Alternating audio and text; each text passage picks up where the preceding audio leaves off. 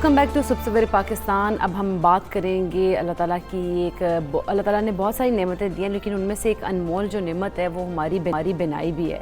और आँखों की रोशनी से हम दुनिया के तमाम रंग देखते हैं, मगर हम में से बहुत से लोग जो हैं वो अपनी आँखों की कदर ही नहीं करते हैं, ना उनकी हिफाजत कर रहे होते हैं। हिफाजत वाला तो सीन ही नहीं है ना, हमें पता ही नहीं है कि हिफाजत कैसे करनी है, जिसकी वजह से आँखों के अमराज में इजाफा देखा जा रहा है। और आदाद शुमार के मुताबिक पाकिस्तान में हर साल 2200 मरीज़ आँखों के कैंसर में मुब्तला हो रहे हैं, और बड़ी तादाद जो है इसमें बच्चों की है। और तशवीशनाक बात भी यही है कि इन मरीज़ों में 30% जो तादाद है वो बच्चों की होती है, जो हमारा मुस्तकबिल है। और मुख्तलिफ रीज़न्स अब बताए जा रहे हैं जो अभी तक की स्टडीज़ है।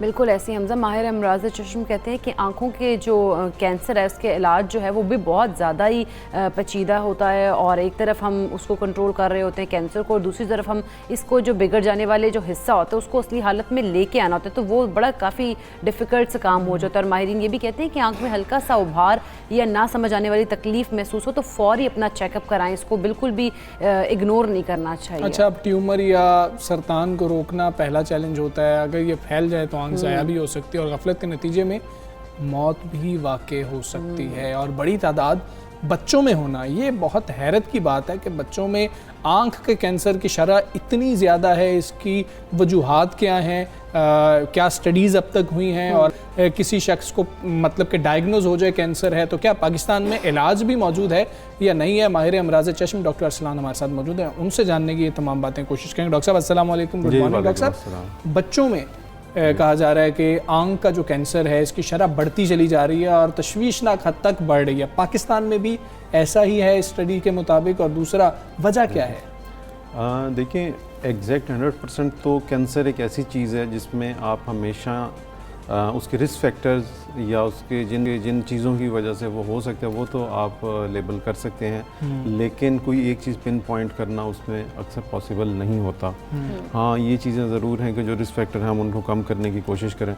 ओवरऑल आप अगर पूरी दुनिया में देखें, और पाकिस्तान में भी ये ट्रेंड आपको देखने में मिलेगा कि जितने भी कैंसर हैं, ना सिर्फ आँखों का बल्कि बाकी जिस्म के जितने भी कैंसर हैं वो भी तेज़ी से बढ़ रहे हैं। ज़्यादातर इसमें दो चीज़ें जो हैं वो जिनको ब्लेम किया जा सकता है, जिन्होंने जो चेंज हुई हैं over a period of time, वो है एक तो आपका एनवायरनमेंट, जिसके अंदर आपकी पोल्यूशन बढ़ रही है, अल्ट्रा वायलेट रेडिएशन जो हैं आपका उनका एक्सपोजर बहुत ज़्यादा हो गया है। और इसके अलावा जो आपकी लाइफस्टाइल चेंजेस हैं, जो हैबिट्स हैं वो बहुत ज़्यादा आपकी चेंज हो गई हैं। खाना जो हम खाते हैं उसमें जंक फूड कई इस तरह के केमिकल्स बॉडी में रिलीज़ करता है जो लॉन्ग टर्म के अंदर बॉडी में कैंसर और इस तरह की चीज़ें पैदा करते हैं। तो आईज़ की अगर तरफ या आँखों की तरफ हम आएँ तो उसमें भी यही मामलात जो है वो हमें देखने को मिलते हैं। बच्चों में भी उसका असर आ रहा है, और बच्चों में ज़्यादातर ये चीज़ें जो है वो जेनेटिक होती हैं या मौरूसी होती हैं। पेरेंट्स के अंदर उनके जीनोम में ऐसी चेंजेस आती हैं जो आगे ट्रांसफ़र होती हैं और फिर कैंसर का सबब बन सकती हैं। अच्छा डॉक्टर साहब, बच्चों में ये भी कहा जाता है कि स्क्रीन टाइम जो है वो उस वजह से भी ये मसाइल पैदा हो रहे हैं, तो ये ज़रा हमारे जितने भी व्यूअर्स खास तौर पे जो मदर्स देखती हैं उनके लिए बता दीजिएगा कि बच्चों का स्क्रीन टाइम होना कितना चाहिए और किस उम्र तक मतलब वो होगा टाइम, और कितना ज़्यादा ख़तरनाक है अगर ये वो यूज़ कर रहे होंगे तो उनको फिर ये मसला हो सकता है। देखें, अगर हम कैंसर की बात करें तो कैंसर को तो स्क्रीन टाइम से हम बहुत ज़्यादा रिलेट नहीं कर सकते हैं। डायरेक्टली स्क्रीन टाइम का कैंसर से ताल्लुक़ नहीं है, लेकिन स्क्रीन टाइम की वजह से और बहुत से मसाइल हैं जो बच्चों में पैदा हो रहे हैं। डेली बेसिस के ऊपर हम बच्चों को देखते हैं जो हमारे पास आते हैं, जिसमें आँखों का टेढ़ापन बहुत कॉमन होता जा रहा है बच्चों के अंदर, और इसका ज़्यादातर ताल्लुक़ जो है आँखों के नंबर के साथ है या आँखों की ऐनक के साथ है। ज़्यादा स्क्रीन टाइम की वजह से रिफ्रैक्टिव चेंजेस या आँखों का नंबर चेंज होना शुरू होता है। पेरेंट्स को तो नहीं पता लगता, ना बच्चे बताएंगे, अक्सर उनको तब पता लगता है या स्कूल से उनको बताया जाता है कि बच्चे को नज़र नहीं आ रहा, वो कंप्लेन कर रहा है, या आँखों में टेढ़ापन या उसकी डेविएशन डेवलप होनी शुरू होती है तो वो फिर रिपोर्ट करते हैं।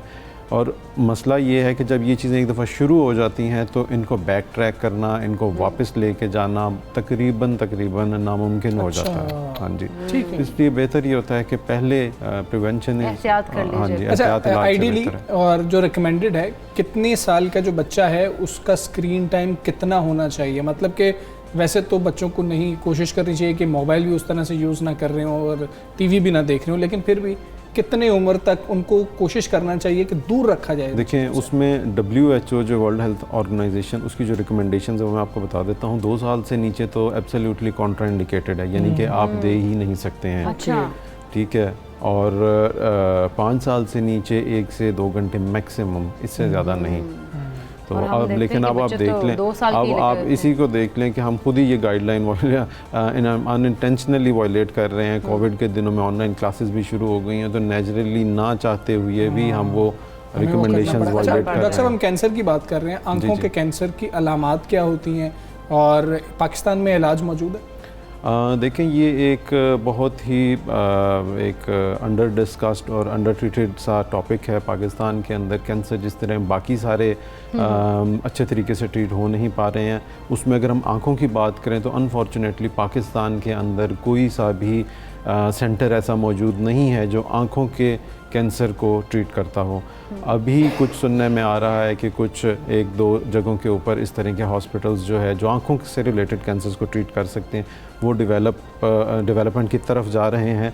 आने वाले कुछ सालों में वो भी बनेंगे, लेकिन अभी फ़िलहाल अनफॉर्चुनेटली अलामात डॉक्टर साहब? अलामात जो हैं, देखें इसमें पहली चीज़ तो ये है कि अलामात उस वक़्त आती हैं जिस वक़्त ये कैंसर ज़्यादातर आगे बढ़ चुका होता है। आँख के अंदर के कैंसर की बात कर रहा हूँ। जो ज़ाहिरी कैंसर हैं वो तो पेशेंट को ख़ुद भी पता लग जाता है, आईलिड पे है, स्किन पे है, आसपास है आँख के, तो वो तो डॉक्टर के पास चला जाएगा और उसको चेक कर लेंगे। लेकिन जो आँख के अंदर हैं उसका उनको काफ़ी लेट पता चलता है। इसलिए रिकमेंडेड ये है कि साल में 1 दफ़ा कम अज़ कम लाजमी अपनी आँखों का एक जनरल चेकअप ज़रूर करवाया जाए।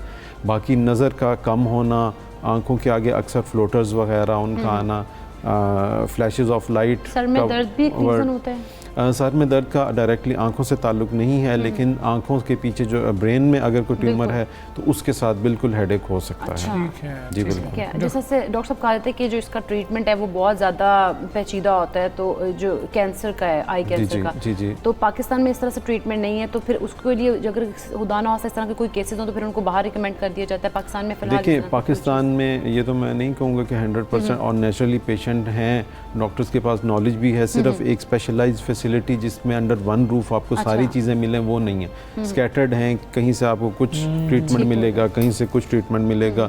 कुछ पेशेंट्स जो है वो हमारे शौकत खानम में रेफ़र हो जाते हैं, वहाँ उनका इलाज किया जाता है। तो एक ऐसे सेंटर की ज़रूरत है जहाँ अंडर वन रूफ प्रॉपर उनको ट्रीटमेंट। बिल्कुल ठीक है डॉक्टर साहब, बहुत शुक्रिया आपका। सबसे पाकिस्तान का आप हिस्सा बने, बड़ा अहम है।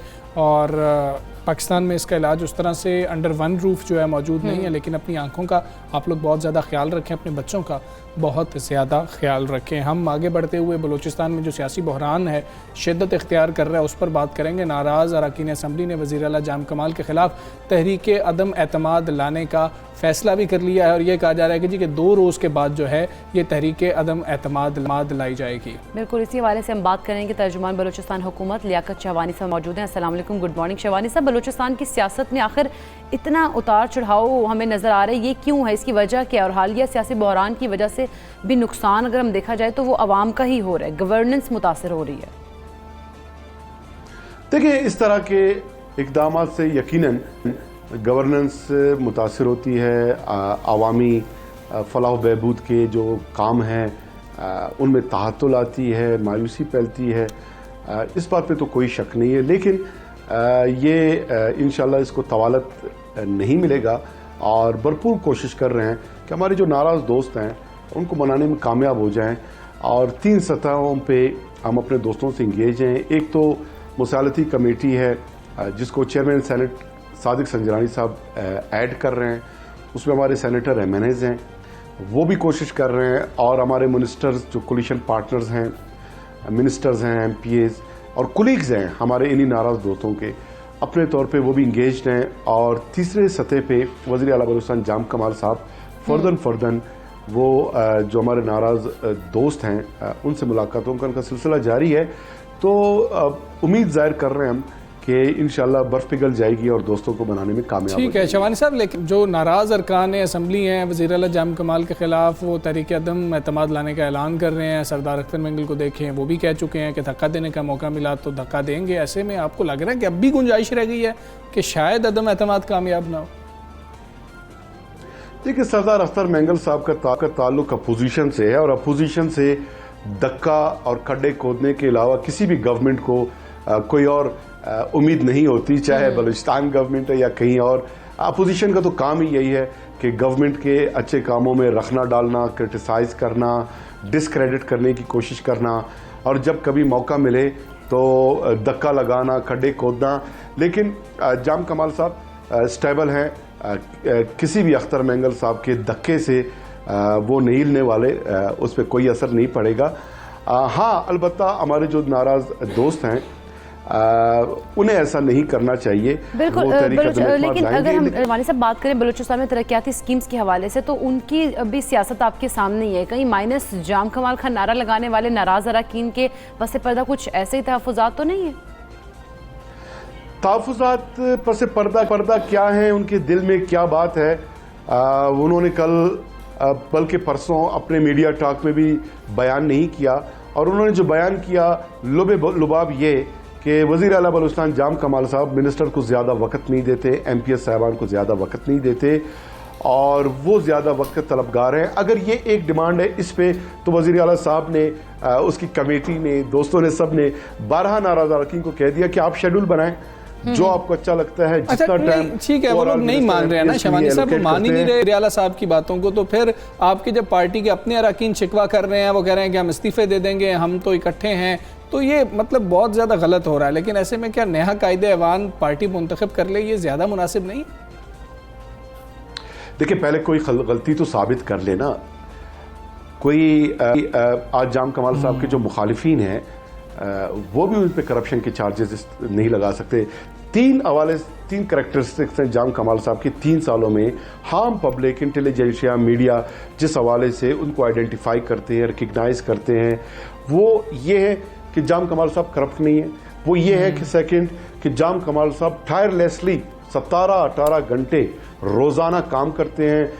और थर्ड ये है कि जाम कमाल साहब ने बलूचिस्तान में जो रवायती करप्शन का माहौल ख़त्म करके बलूचिस्तान को तरक्की की शाहराह पे गामजन कर दिया। मेगा प्रोजेक्ट्स नज़र आ रहे हैं, नए रोड बन रहे हैं, रोड वाइडनिंग्स हो रहे हैं, हॉस्पिटल्स बन रहे हैं, BHUs बन रहे हैं, टेलीमेडिसिन के सेंटर्स बन रहे हैं, नया कैंसर हॉस्पिटल बन रहा है। ठीक है, लियाकत शमानी साहब, बहुत आपका सुबह पाकिस्तान से आप बात कर रहे थे, मामला तो फिर अदम एतमाद की जानिब बढ़ता हुआ ही नज़र आ रहा है और आपके अपने ही जो अरकान असम्बली हैं वो ही मुत्तफिक नहीं है, तो मामला शायद कुछ और ही होता है। बिल्कुल, लेकिन अब हम कुछ क्रिकेट से रिलेटेड भी बातचीत कर लेते हैं। T20 वर्ल्ड कप के लिए कौमी क्रिकेट टीम के स्क्वाड में तब्दीलियों की अफवाहें गर्दिश करने लग गई हैं और ज़रा ये कह रहे हैं कि स्क्वाड में 1-2 तब्दीलियों की तजवीज़ ज़ेरे गौर भी है। अच्छा, साबिक टेस्ट क्रिकेटर राकिब जवेद साहब कह रहे हैं कि T20 वर्ल्ड कप स्क्वाड में तब्दीली करने से दुनिया भर में हमारा मजाक उड़ेगा। अगर हम बहुत बुरी कारकर्दगी दिखाएंगे तो राकिब जावेद साहब से ये पूछना चाहिए कि तब मजाक नहीं उड़ रहा होगा। ये किस तरीके की बात है? आप तब्दीलियां करते हैं और अच्छी चीज़ के लिए, अच्छी तब्दीली के लिए यू टर्न ले लेना चाहिए। अच्छा, मैं यू टर्न तो नहीं कहता, लेकिन ये है कि आपको कुछ इसके ऊपर देखना है। और रमीज़ राजा साहब भी गवर्नर सिंध से मिले हैं और इस मामले पे भी बात हुई है। नेशनल T20 कप का दूसरा मरहला कसाफी स्टेडियम में शुरू हुआ है। बाबर आजम ने मैच नहीं खेला, लेकिन PB सेंट्रल पंजाब जीती है। दूसरी तरफ सदरन पंजाब को पहली कामयाबी मिली और सबसे अहम चीज़ इकरा क्या हुई है कि बलूचिस्तान के 4 खिलाड़ी जो हैं वो कोरोना में मुब्तला हुए हैं इस दौरान और उनका कल का मैच भी कैंसिल किया गया है। ये सूरत हाल तो थोड़ी ख़राब होती दिखाई दे रही है वैसे तो, क्योंकि हम देख रहे हैं कि उसकी जो रेशो है वो कम होती जा रही है, लेकिन फिर भी एहतियात कर। खैर, हम क्रिकेट के हवाले से ही बात करेंगे। कौमी क्रिकेट टीम के साबिक मायानाज ओपनर सलमान बट साहब हमारे साथ मौजूद है, जो कि आज अपनी 37वीं सालगिरह भी मना रहे हैं। सबसे पहले तो सलमान बट साहब अस्सलाम वालेकुम, गुड मॉर्निंग और आपको बहुत ज़्यादा सालगिरह मुबारक हो। हमें सालगिरह के दिन के हवाले से बताएं, कैसे मनाते हैं दिन और ये दिन, और जिस तरह बचपन की बात करें, आपकी बात कर लें, कोई ख़ास एहतमाम करते हैं आप? नहीं, बिल्कुल ख़ास एहतमाम नहीं करते, बस हम घर ही में सेलिब्रेट करते हैं। बिकॉज मैं और मेरा छोटा बेटा जो है उमर और मेरी बहन, हम तीनों की 7 अक्टूबर डेट ऑफ बर्थ है। क्या बात है। तो हमारी हैट्रिक हो जाती है इस दिन, तो हम तीनों और बाकी घर वाले घर में इसको सेलिब्रेट करते हैं, लेकिन हम इसको फंक्शन नहीं बनाते। और वो भी ज़्यादा इसीलिए करते हैं क्योंकि उमर सबसे छोटा है, तो वो बच्चों के लिए करना होता तो साथ केक में हिस्सा डाल लेते हैं, चलें, वरना कोई ठीक इस है। चीज़ सलमान भट्ट को एक बार फिर हम हैप्पी बर्थडे कह रहे हैं, लेकिन अब क्रिकेट की कुछ बात कर लेते हैं कि T20 वर्ल्ड कप के स्क्वाड में तब्दीली की खबरें गर्दिश कर रही हैं और लग भी रहा है कि हो भी जानी चाहिए। ऐसे में आकिब जावेद साहब का बयान भी सामने आया कि जी कि ये बड़ी पाकिस्तान की जो है, अगर हम आलमी तौर पर देखें तो कोई अच्छी बात नहीं होगी। आपकी इस मामले में क्या राय है, तब्दीली हो जानी चाहिए या नहीं, कोई ज़रूरत नहीं? देखिए, फॉर्म की बात है, फिटनेस एंड फॉर्म। अगर आप परफॉर्म कर रहे हैं तो आपको खेलना चाहिए। अगर आप परफॉर्म नहीं कर रहे तो just because that you have been selected does not mean कि आपका राइट है कि आप ही खेलेंगे। अगर आपके पास एक एक्सटेंशन है, एक टाइमलाइन है जहां तक आप अपनी बेस्ट 11 सेलेक्ट कर सकते हैं, तो आपको अपने बेस्ट प्लेयर सेलेक्ट करने चाहिए। तो आपको यूटिलाइज करनी चाहिए ये फैसिलिटी जो है। क्रिकेट तो परफॉर्मेंस की गेम है, ये इसलिए थोड़ी है कि किसी का हौसला ये ना हो जाए तो ऊपर ना चला जाए तो नीचे ना चले जाए। ये परफॉर्मेंस देखने के बाद नहीं लोग बातें कर रहे हैं। ये टीम जिस दिन की अनाउंस हुई है उस दिन का इस पे एतराज है। सो अगर करना चाहें तो कर ले। बातें तो हर किस्म की बन जाती हैं, जो दिल करे बहलाने के लिए वो बात पकड़ लो। लेकिन ये तो जब टीम अनाउंस हुई थी तभी से इस पे बात हो रही कि इसमें मिडिल ऑर्डर इस तरह का है कि वो सब एक ही तरह की क्रिकेट खेलते हैं, too many shots too early and always too many shots. तो इस तरह के प्लेयर्स में लग गई तो पता नहीं चांद तक चले जाओ, ना लगी तो गट्ठे वापस आ जाओ। तो टू मच रिलायंस है on one way of playing cricket. तो मेरा ख्याल है कि इसमें आपको एक दो एक्सपीरियंस प्लेयर्स चाहिए, इनफॉर्म प्लेयर्स चाहिए। और इन जो प्लेयर्स जो रखे हुए हैं हमने, इसमें से 2-3 की तो फॉर्म बिल्कुल भी नहीं है मिडिल ऑर्डर में। रमीज राजा वाले से भी हम कुछ बात करते हैं, जबकि हम देख रहे हैं कि चेयरमैन बने हैं वो बड़े एक्टिव नजर आ रहे हैं। कभी वो स्टॉक एक्सचेंज के हुकाम से मिलते हैं, कभी गवर्नर से मिलते हैं। अब तक की जो उनकी कारकर्दगी है वो आपको कैसी लगी है? देखिए, अगर मुलाकातें कर रहे हैं, वो कोशिश कर रहे हैं, जाहिर है उनका कोई प्लान है इकोनॉमिक के हवाले से कि जी बोर्ड को क्रिकेट में मजीद पैसा आना चाहिए, तो वो इसके लिए कोशिश कर रहे हैं। ठीक है, उनके जहन में कुछ होगा, अभी तक उन्होंने रिवील नहीं किया, कोई अपना प्लान पब्लिक नहीं किया, लोगों को नहीं पता, हमें नहीं पता। लेकिन हम देख रहे हैं कि वो क्रिकेट में लॉन्ग टर्म स्पॉन्सरशिप्स लाना चाह रहे हैं। वो चाह रहे हैं कि होटल्स बने ग्राउंड्स के करीब, टीम्स के लिए आने और खेलने में आसानी हो। तो ये तो वो बातें जो पिछले 12-13 साल से हो रही हैं, हर चेयरमैन आके इन पे बातचीत करता है, लेकिन ये मटेरियलाइज नहीं होती। तो ये एक्टिव लग रहे हैं, अल्लाह करे होपफुली कि एक तो वो चीज़ें हों। लेकिन वो प्रोजेक्ट लंबा है, वो कोई 2-3 साल का प्रोजेक्ट नहीं है। जब होटल बनेंगे तो 4-5 साल भी लग सकते हैं। तो मसला ये है कि अच्छी पॉलिसीज़ को रहना चाहिए, चाहे कोई भी बनाए। लेकिन हमारे यहाँ जब चीज़ें बदलती हैं तो नया आने वाला पिछली चीज़ों को अक्सर नहीं चलाता। तो लेट्स होप के जो अच्छा काम वो करें वो चलता रहे। और बाकी ये है कि अभी तो उनका काम शुरू हुआ है, अभी हम कैसे कह सकते हैं कि वो बड़ी अच्छी परफॉर्मेंस है या कोई बहुत बुरी परफॉर्मेंस है। अभी तो वो कोशिश कर रहे हैं, अभी तो स्टार्ट है, सही। देखते हैं आगे क्या। अच्छा सलमान, ये अगर हम देखें पाकिस्तानियों के अलावा वर्ल्ड कप खेलने वाले तकरीबन तमाम टीम्स के तमाम अहम खिलाड़ी जो हैं वो IPL खेलने में इस वक्त मुत्तहिदा अरब अमारात में ही मौजूद हैं और वहाँ पर ही T20 वर्ल्ड कप भी होना है। आप समझते हैं कि पाकिस्तानी टीम को इसका नुकसान होगा? पाकिस्तान ने बेतहाशा क्रिकेट UAE में खेली है। जब पाकिस्तान में क्रिकेट नहीं हो रही थी, पाकिस्तान अपनी सारी क्रिकेट तो UAE में खेल रहा था। सही है। तो अभी भी अगर हमें UAE जाके कुछ अडेप्ट करने की जरूरत पड़नी है या कोई ऐसी चीज है जो हमें नहीं पता UAE में, तो फिर मेरा ख्याल है हमें जाना ही नहीं चाहिए। अगर हम इतने जो है वो कह लें कि काबिल नहीं है, तो फिर मेरा नहीं ख्याल कि हम डिजर्व करते हैं। हमने वर्ल्ड कप PSL सारी उधर खेली है, अपनी पहली 4-5 हमने पाकिस्तान की हर सीरीज वहाँ पे खेली है कई साल। तो मेरा नहीं ख्याल कि हमसे ज्यादा UAE को कोई जानता है। अच्छा सलमान, नेशनल कप के हवाले से कुछ बात कर लेते हैं। कुछ टैलेंट नजर आया, कोई नया खिलाड़ी नजर आया जिसने आपको इम्प्रेस भी किया, और कोई कि फ्यूचर में पाकिस्तान क्रिकेट टीम का जो है वो मुमकिन हिस्सा भी बन सकता हो? देखिए, अभी आपको नए बंदे की जरूरत नहीं है वहां पर। वर्ल्ड कप में आप जा रहे हैं, आपको एक्सपीरियंस की जरूरत है। तो टॉप परफॉर्मर्स में शोएब मलिक ने अच्छी इनिंग खेली है। मिडिल ऑर्डर में एक एक्सपीरियंस प्लेयर होना चाहिए। फास्ट बॉलिंग में एक फास्ट बॉलर आपको ऐसा भी चाहिए जिसका तजर्बा भी हो, जो बैटिंग भी कर लेता हो, फील्डर भी तगड़ा हो। वहां की परफॉर्मेंस आप देख लें इसके दौरान। और दूसरा मिडिल ऑर्डर के हवाले से यह है कि आपके बहुत सारे उसमें यंग प्लेयर्स हैं। मेरा ख्याल है हैदर अली अच्छी क्रिकेट खेल रहा है, अगर वो उसको रखना चाहें तो रख सकते हैं। लेकिन अब मालूम नहीं, उसका पाकिस्तान की शाइन्स में नाम आ गया। So I don't know what they will do.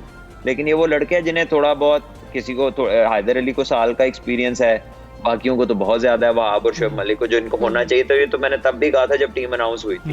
अब तो सबने देख भी लिया कि मिडिल ऑर्डर में जो चीज एक्सपेक्ट कर रहे थे वो चीज डिलीवर नहीं हो रही। लेकिन ये नहीं अब मुझे मालूम कि कोई चेंज होगा या नहीं होगा। धानी बहुत अच्छी बॉलिंग कर रहा है यंगस्टर्स में से, धानी इज फुली कैपेबल के उसको भी मौका मिले। ठीक है लेकिन सलमान, देखते बहुत हैं शुक्रिया, मिलता है। आप सबसे पाकिस्तान से आप बात कर रहे थे। एक बार फिर आपको, आपके साहबजादे को और आपके सिस्टर तीनों को जो है Happy birthday। Happy birthday 92 news की जानिब से, हमारी टीम की जानिब से। और उनकी जो राय है, कुछ तब्दीलियां वही हैं जो हम सब राय भी जो दे हर रहे हैं, कोई देखते हैं। बात करता है, उन्होंने भी वही वाली बात कल की है, तक- शर्म अली की बात की है, हाँ। वहाब की बात की है, हर कोई इन दोनों को ही कह रहा है। कल तक फाइनल भी हो जाना चाहिए, क्योंकि बायो सिक्योर बबल में तमाम खिलाड़ियों को कल तक जाना होगा। बिल्कुल। हमें इजाज़त दीजिए, अपना बहुत ख्याल रखिए। अल्लाह हाफ़िज़।